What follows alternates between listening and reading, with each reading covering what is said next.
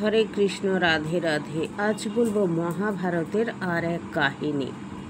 মহাভারতের এই কাহিনী আপনাদের সবার অত্যন্ত ভালো লাগবে।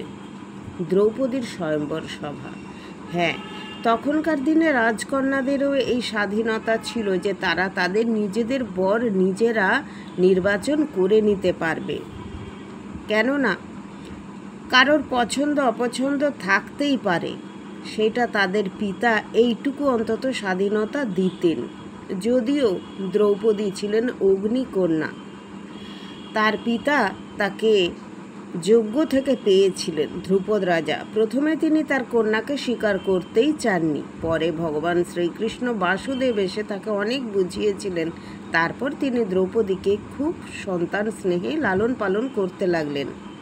কেননা দ্রৌপদী তো একদম ছোট্ট থেকে আসেনি, আর তার ছেলে ধৃষ্টদ্যুম্নও তাই একদম বড়, রীতিমতো বড় যোগ্য হয়েই এসেছে, তারা যোগ্য থেকে উৎপন্ন হয়ে।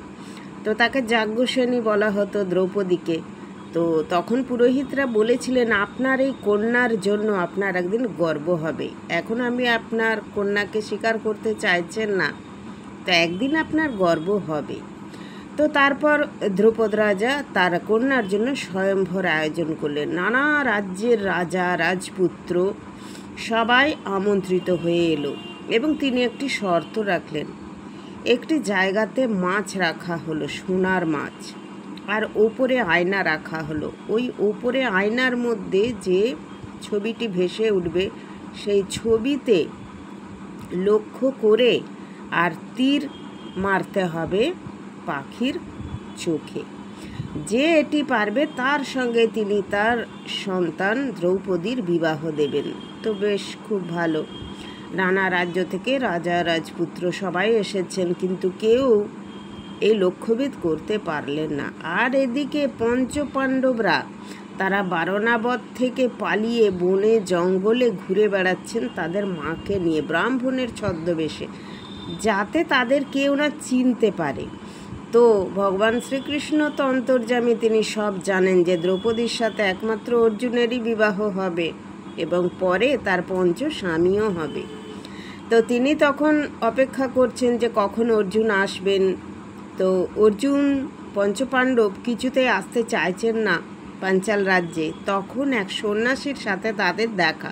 সন্ন্যাসী বলছেন, আমি পাঞ্চাল রাজ্যে যাব, আমার ওখানে খুব দরকার, কিন্তু আমার পায়ে এত আঘাত লেগেছে আমি আর চলতে পারছি না, আমাকে কি তোমরা কেউ কোলে করে নিয়ে যেতে পারবে? তখন ভীম সেই সাধুকে কোলে করে নিয়ে আর পাঞ্চাল রাজ্যে এসে উপস্থিত হলেন।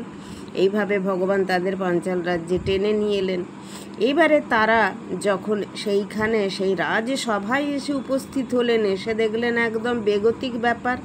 ওখানে কৌরব পক্ষের সবাই আছে, শকুনি আছে, কর্ণ আছে, দুর্যোধন আছে, দুঃশাসন আছে, এবং কেউই লক্ষ্যভেদ করতে পারছে না। তখন পঞ্চপাণ্ডব বেরিয়ে যাব মন্তব্য করছে, আর তখনই ব্রাহ্মণরা তাদের ছেঁকে ধরেছে। এ কি, তোমরা কেন চলে যাচ্ছ? তোমরা এমন হাট্টা কাট্টা জওয়ান আছো, যাও তোমরা লক্ষ্যভেদ করো। তখন ওরা বলছে, আমরা ব্রাহ্মণ সন্তান, আমরা তো ক্ষত্রিয় নই, আমরা এই এতে প্রতিযোগিতায় অংশ নিতে পারবো না। যখন কেউই লক্ষ্যভেদ করতে পারলো না, তখন ভগবান শ্রীকৃষ্ণের অনুরোধে পাঞ্চালরাজ ধ্রুপদ বললেন যে এই রাজ্যে কি কেউ নেই যে এই লক্ষ্যভেদ করতে পারবে? আমার মেয়ে কি তাহলে কোনো দিন বিবাহ হবে না? তখন বললেন, আছে, এখানে ব্রাহ্মণ সন্তান আছে, ব্রাহ্মণ সন্তানরা হবে। তখন মহারাজ বললেন, সব চলবে, ব্রাহ্মণরাও যোগদান করতে পারবে। তখন অর্জুনকে জোর করে ঠেলে পাঠালো তার দাদারা। কি করবে অর্জুন? অনাচিতভাবেও এসে তিনি যখন লক্ষ্যভেদ করলেন, একদম ঠিক মাছের চোখেই তীর বিঁধল। তখন সবাস্ত সকলে হৈ হৈ করে উঠল। আর দুর্যোধন ভেবেই নিলেন যে এই কাজ তো একমাত্র অর্জুন ছাড়া আর কেউ পারে না, তাহলে এই ব্রাহ্মণ বেশি কে?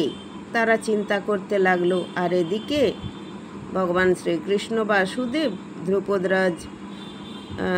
ধ্রুপদকে বললেন, পাঞ্চালরাজকে, যে আপনি এই রাজকুমারের সঙ্গে আপনি আপনার কন্যার বিবাহ দিন। তারপর বিবাহ দেয়া হলো। তারা বাড়িতে এলো, এসে তাদের মাকে বলল যে মা, আমরা একটা খুব সুন্দর জিনিস এনেছি, আমরা জয়লাভ করে এনেছি। তখন মা বললেন, কুন্তী রানী, যা এনেছো বাবা 5 ভাই ভাগ করে নাও। এইভাবেই 5 জনের সঙ্গে বিবাহ হলো। এই কাহিনী আবার পরে আপনাদের জানাবো। হরে কৃষ্ণ, রাধে।